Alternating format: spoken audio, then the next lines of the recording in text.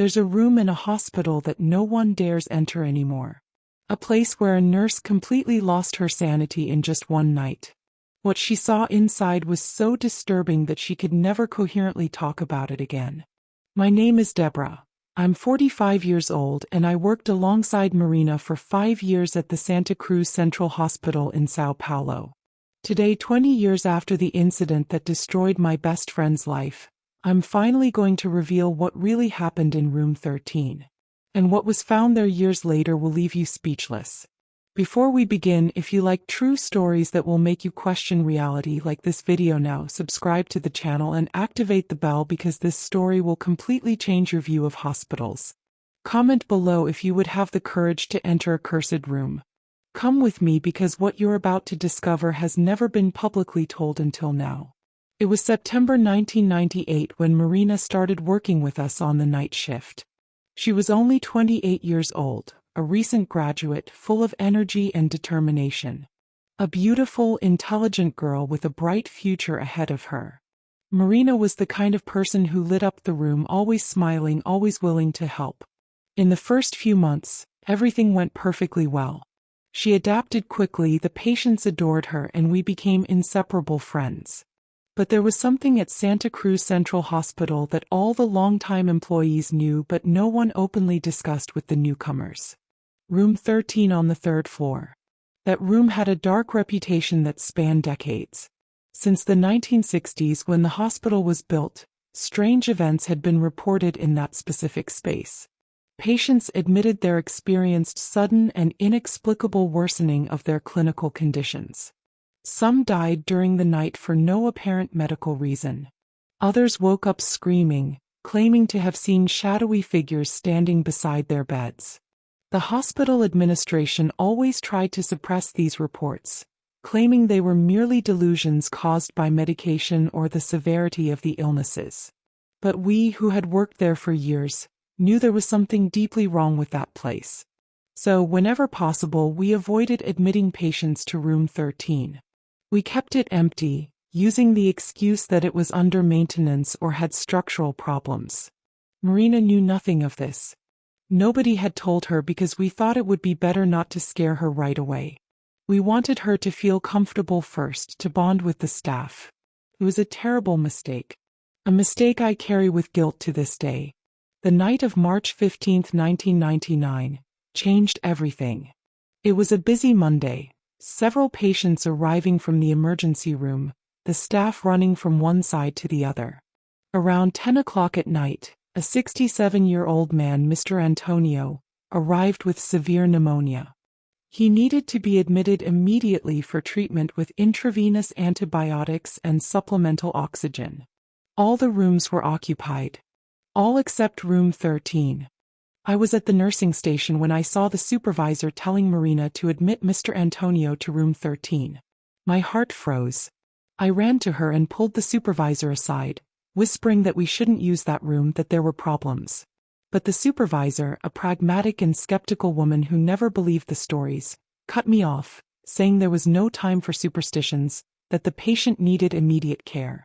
Marina looked at me confused, asking if something was wrong. I hesitated. I should have told her everything at that moment. I should have been honest with her.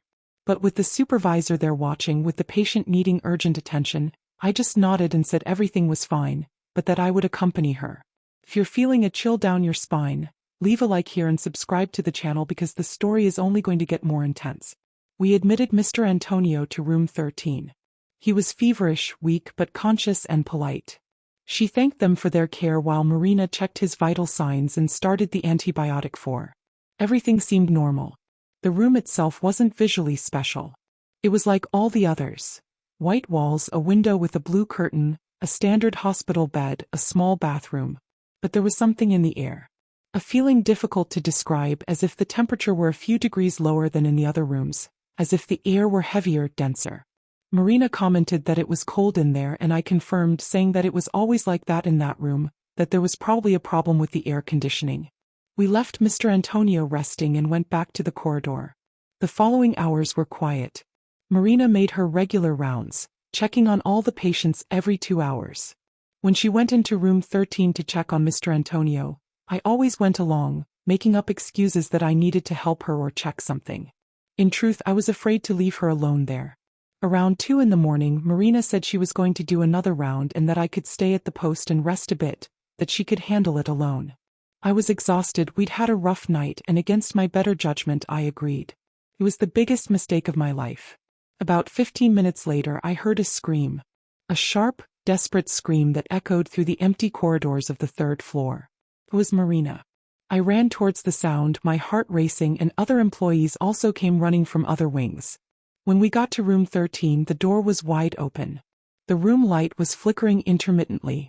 Marina was in the middle of the room on her knees on the floor, her hands on her head, screaming in a way I'll never forget. They weren't screams of physical pain. They were screams of absolute terror, of someone who had seen something her mind couldn't process. Mr. Antonio was in bed, awake, looking at Marina with eyes wide with fear and confusion. I ran to Marina and tried to calm her down. I held her shoulders, I called her name several times. She finally looked at me, but her eyes were different. There was something broken in them, an emptiness mixed with panic that deeply frightened me. She began to speak, but the words came out jumbled, nonsensical. Something about shadows moving on the walls, about voices whispering her name, about cold hands touching her neck. She said she had seen someone standing in the corner of the room, a tall, dark figure with no face who was just watching. When she turned to ask for help, the figure began to move towards her, floating, not walking. That's when she started screaming. We helped Marina out of the room. She was trembling violently in shock. We called the on-call doctor who administered a mild sedative to calm her down. We took Marina to the break room and stayed with her until the sedative took effect and she fell asleep. That same night, we transferred Mr. Antonio to another room. When we asked him what had happened, he said he didn't know, that he was sleeping and woke up to Marina's screams. But his eyes said something else, as if he too had seen or felt something but was afraid to admit it. Room 13 was sealed off the next day. The hospital administration finally took the story seriously and decided it wasn't worth the risk. Officially, they said it was due to structural problems requiring extensive renovation, but we all knew the truth. If this story is giving you chills, give it a super like and share it with your friends. Marina was never the same person after that night. She was off work for 2 weeks, but when she returned, she was different. Silent, frightened, always looking over her shoulder as if expecting to see something.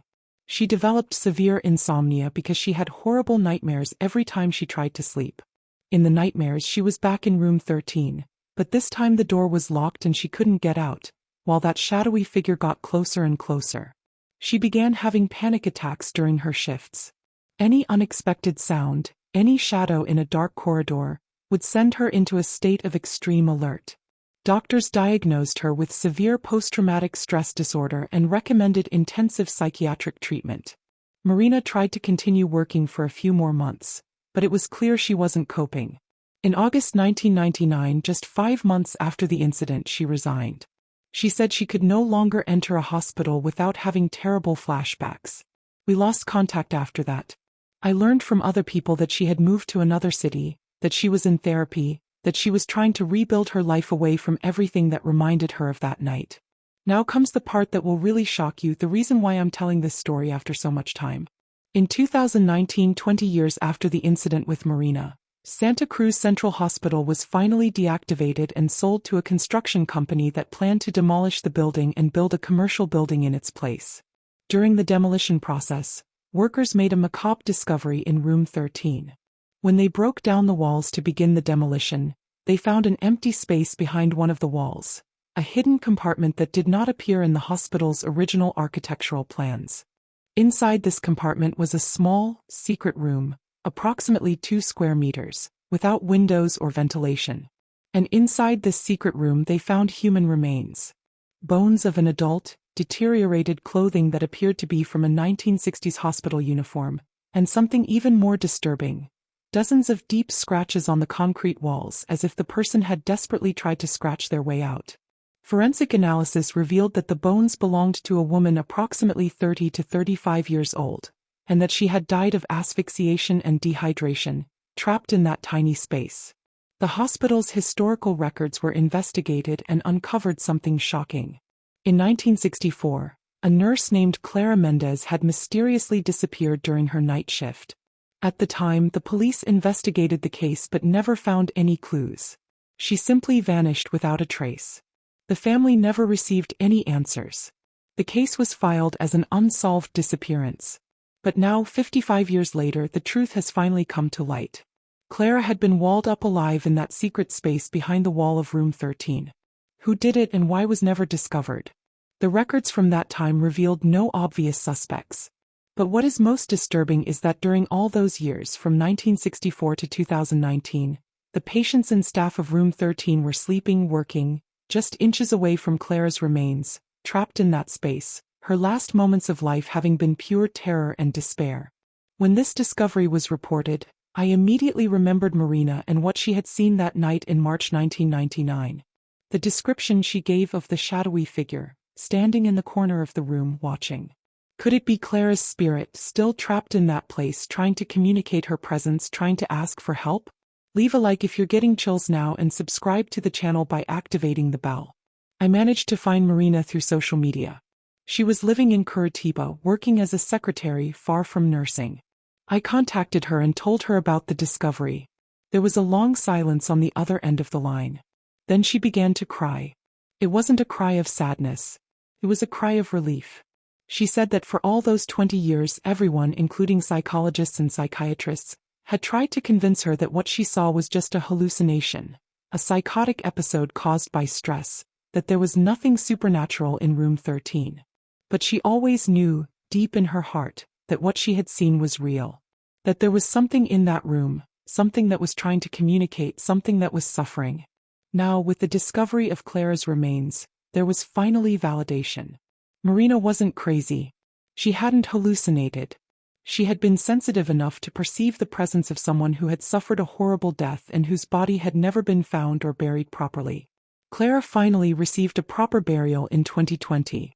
Her family, or what remained of it after so many decades, was notified and could finally bring closure to a story that had haunted them for generations. After Clara's burial, Marina told me something I'll never forget. She said she had a dream that same night. In the dream, she was again in the hallway of Santa Cruz Central Hospital, but this time there was no fear. She walked to room 13, opened the door and saw a woman standing near the window. The woman turned, and Marina recognized the figure from the photograph she had seen in the news. It was Clara Mendes. But now Clara was at peace. She smiled at Marina, nodded in gratitude and simply disappeared in a soft light.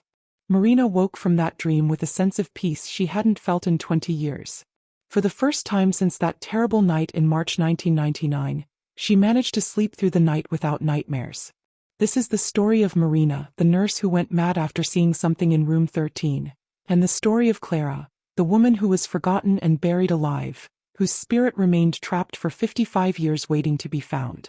Sometimes what we call madness is simply the ability to see beyond the veil that separates our world from the world of those who have tragically departed. Marina didn't go mad. She was simply sensitive enough to feel the suffering of someone who needed to be heard. If you've made it this far, thank you so much for listening to this story. Leave a comment if you believe there are places where suffering leaves marks that transcend time. Give it a like if this story impacted you, subscribe to the channel and activate the bell because there are always real and impressive accounts like this one. Share it with that friend who likes mystery and supernatural stories. And tell me, would you have had Marina's courage to enter that room? Or would you have run in the opposite direction? Comment below. Until next time, and remember, not everything that the eyes don't see ceases to exist. Sometimes, the invisible is more real than we imagine.